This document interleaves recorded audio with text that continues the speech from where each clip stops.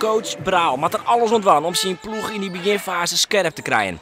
De eerste helft wie het namelijk net best. Laf roept Braal zijn spelen staat tijdens de wedstrijd. Het probleem? Zelfs een soort missen en het dan aan de orenkant eenvoudig voortjan.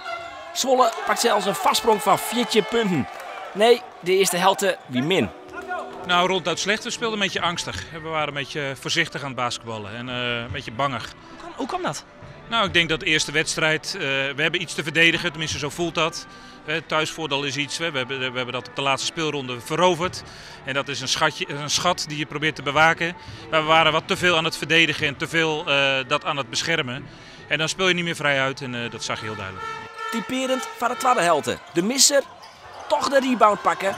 Er wordt knokt van Eltse bal. Het baltje gaat beter roen. En dan volgen de trijpunten ek rapper. Zoals hier met Gerald Williams.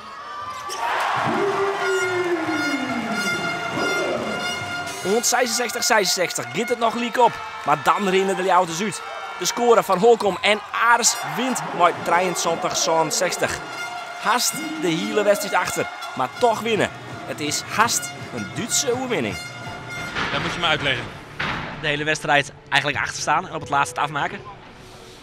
Ja, nou, we speelden natuurlijk een beetje moeizaam in de eerste helft. En gelukkig konden we daar met knokbasketbal een beetje bovenop komen. Dat is mooi om te zien. Dus coach Braal, conclusie naar Arin. Uiteindelijk waren wij in de tweede helft beter dan zij beter waren.